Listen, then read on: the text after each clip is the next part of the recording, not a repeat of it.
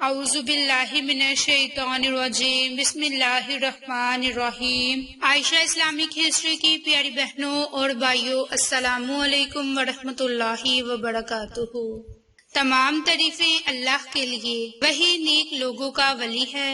میں گواہی دیتی ہوں کہ اللہ کے سوا کوئی معبود برحق نہیں، وہ یکتا ہے، اس کا کوئی شریک نہیں۔ اور میں یہ بھی گواہی دیتی ہوں کہ حضرت محمد مصطفیٰ صلی اللہ علیہ وآلہ وسلم اللہ کے بندے اور آخری رسول ہیں۔ یا اللہ ان پر اور ان کی آل پر اور تمام صحابہ کرام پر اپنی رحمتیں، برکتیں اور سلامتی نازل فرما، آمین۔ میری بہنوں اور بھائیوں، آج کی اس ویڈیو میں آپ کے ساتھ بہت ہی آسان اور مختصر سا عمل اور وظیفہ شیئر کروں گی۔ میری بہنوں اور بھائیوں، یہ عمل، یہ وظیفہ بالخصوص اللہ کے قریب ہونے کا ایک طریقہ ہے، اور اس طریقے کی برکت سے آپ کی ہر دعا قبول ہوگی۔ آپ اللہ رب العزت کے ذات سے جو دعا مانگیں گے، آپ کی دعا ضرور قبول ہوگی، کیونکہ ہمارا رب بڑا ہی رحمان ہے، وہ رحیم ہے، وہ کریم ہے، وہ رزاق بھی ہے، وہ وہاب بھی ہے، وہ قدوس بھی ہے، وہ مالک بھی ہے، وہ متکبر بھی ہے، وہ ہر چیز عطا کرنے والا ہے، کیونکہ وہ فتاح ہے، وہ رزاق ہے، جو اپنے بندوں کو بے بہا عطا کرنے والا ہے۔ میری بہنوں، اگر آپ اللہ کی ذات پر اپنا یقین بڑھانا چاہتے ہیں تو اللہ کو پکارتے رہیں، اس سے آپ کی اللہ سے محبت بڑھتی جائے گی۔ تو میری آج کی اس ویڈیو کا خاص مقصد اللہ کے قریب ہونے کا طریقہ آپ کے ساتھ شیئر کرنا ہے۔ اللہ سے دعا کرتے رہنے سے اللہ کی ذات پر یقین بڑھتا ہے، اللہ کو پکارتے رہنا، اس سے تعلق بڑھتا ہے، اس سے محبت بڑھتی ہے، اس سے قرب بڑھتا ہے، کیونکہ قرآن مجید میں ارشاد ہے، اور تمہارے رب نے فرمایا ہے کہ مجھے پکارو، میں تمہاری دعا قبول کروں گا۔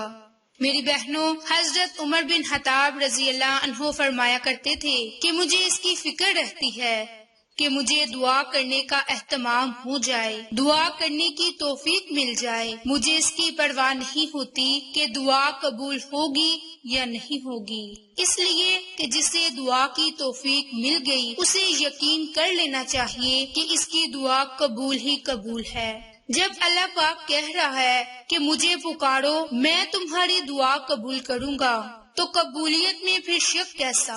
جب بندہ دعا کرتا ہے تو دعا کی قبولیت کے آثار اسے نظر آتے ہیں تو اس کا یقین اور زیادہ بڑھ جاتا ہے، لیکن بعض اوقات بڑی بے توجہی کے ساتھ، بڑی ہی بے دہانی اور غفلت کے ساتھ دعا مانگی جاتی ہے، پھر یہ شکوہ ہوتا ہے کہ ہم تو دعا کر کر کے تھک چکے ہیں لیکن ہماری دعا قبول نہیں ہوتی، نعوذ باللہ۔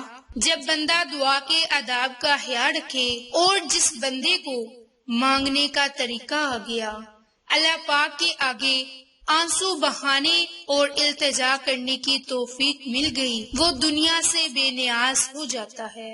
میری بہنوں اور بھائیوں، اگر آپ کو ایک سوئی کی بھی ضرورت ہے تو اپنے رب سے مانگے، اور اپنی حیثیت دے کر اللہ سے دعا نہ مانگے۔ اگر آپ کی حیثیت 1 روپے کی ہے تو آپ رب ذوالجلال سے 1000 مانگے، 5000 مانگے، کیونکہ وہ رب بڑا ہی رحیم ہے، وہ بڑا ہی کریم ہے، وہ ہمیں عطا کرنے والا ہے، اس لیے اپنی حیثیت کے مطابق نہیں بلکہ اللہ کے شان شیان اللہ سے مانگا کرے۔ میری بہنوں اور بھائیوں، ایک حدیث میں حضور نبی کریم صلی اللہ علیہ وآلہ وسلم نے ارشاد فرمایا کہ دعا عبادت کا مغز ہے، باحوالہ جامعہ ترمذی۔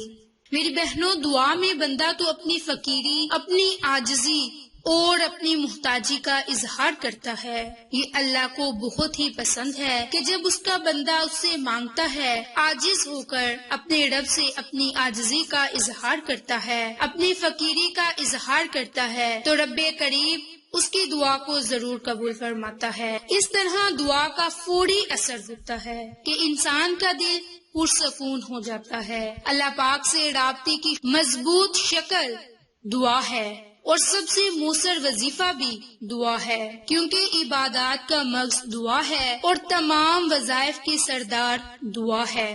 کتنے ہی لوگ ایسے ہیں کہ جنہیں دعا مانگنے کی توفیق ہی نہیں ملتی، اور جسے دعا مانگنے کی اور اللہ کے آگے آنسو بہانے کی توفیق مل جائے وہ اللہ کا مقرب ہو جاتا ہے، وہ اللہ کو محبوب ہو جاتا ہے اور اللہ کا وہ محبوب بندہ بن جاتا ہے۔ اس لیے حالات چاہے اچھے ہو یا برے، غم ہو، پریشانی ہو یا پھر خوشیاں ہوں، ہر حالت میں اللہ کو یاد رکھیں، اس سے مانگتے رہیں اور اس کے در کو کبھی نہ چھوڑیں۔ دعا مانگنے کے بعد، کوئی بھی نیک عمال کرنے کے بعد اللہ پاک کا شکر ضرور ادا کیا کریں۔ اللہ پاک نے مجھے یہ نیکی کرنے کی توفیق عطا فرمائی، اے ہمارے رب ہم تیرے شکر گزار ہیں کہ تو نے ہمیں یہ ایک نیکی کرنے کی توفیق عطا فرمائی۔ پھر اللہ کی ذات سے جو دعا مانگی جائے وہ ہماری دعا ضرور قبول ہوتی ہے۔ میری بہنوں اور بھائیوں، گناہوں کی بخشش کروانے کے لیے اب عظیم کلمات آپ کو بتاؤں گی، جس کے متعلق حضور نبی کریم صلی اللہ علیہ وآلہ وسلم نے ارشاد فرمایا کہ زمین پر جو کوئی بندہ بھی ان کلمات کو پڑھے، اس کی برکت سے اس کے چھوٹے گناہ بخش دیے جائیں گے، اگرچہ سمندر کی جاگ کے برابر ہی کیوں نہ ہو۔ باحوالہ ترمذی۔ تو میری بہنوں اور بھائیوں، یہ کلمات گناہوں کی بخشش کروانے کے لیے عظیم کلمات ہیں اور رب کریم کے مقرب بندہ بننے کے خاص اعمال ہے۔ اگر آپ اس پرانی کلمات کو پڑھ کر رب تعالیٰ سے خصوصی دعا مانگ لیں گے تو انشاءاللہ آپ کی دنیا بھی سنور جائے گی اور آخرت بھی۔ میری بہنوں، وہ کلمات ہیں لا الہ الا اللہ واللہ اکبر ولا حول ولا قوت الا باللہ، لا الہ الا اللہ واللہ اکبر ولا حول ولا قوت الا باللہ۔ اللہ کے سوا کوئی معبود برحق نہیں اور اللہ سب سے بڑا ہے، اور اللہ کے سوا کسی کام کے کرنے کی کسی میں نہ کوئی طاقت ہے اور نہ ہی کوئی قوت۔ تو میری بہنوں، یہ بہت ہی پیاری اور یقین بڑھانے والی خاص آج کی ویڈیو ہے، جس کی برکت سے آپ اللہ کے قریب ہو جائیں گے، اللہ کے مقرب بندوں میں آپ کا شمار ہو جائے گا۔ اور جب آپ ان قرآنی کلمات کو پڑھ کر رب تعالیٰ سے اپنے گناہوں کی بخشش کروانے کے لیے دعا مانگیں گے تو انشاءاللہ تعالیٰ آپ کے گناہوں کو رب کریم معاف فرما دے گا۔ میری بہنوں اور بھائیوں، ان قرآنی کلمات کو آپ نے روزانہ ربیع الاول کا مہینہ شروع ہونے سے پہلے روزانہ کے معمول پر ہاتھ کی انگلیوں پر صرف اور صرف 33 مرتبہ پڑھنا ہے۔ اول میں، آخر میں آپ درود پاک کو لازم پڑھیں، اور ربیع الاول کا مبارک مہینہ شروع ہونے سے پہلے روزانہ کے معمول پر نماز عصر ادا کرنے کے فوراً بعد اس عمل کو، اس وظیفے کو لازم کر لیں۔ اس کے علاوہ بھی آپ کسی بھی فرض نماز کے بعد اس عمل کو، اس وظیفے کو کر سکتے ہیں۔ انشاءاللہ اس کی برکت سے آپ کو بہت سے فائدے اور معجزات حاصل ہوں گے۔ یہ جلالی عمل ہے جس کی بہت طاقت اور تاثیر ہے۔ میری بہنوں اور بھائیوں، آپ کو یہ ہماری ویڈیو پسند آئے تو اسے لائک، شیئر اینڈ سبسکرائب کریں۔ جزاک اللہ۔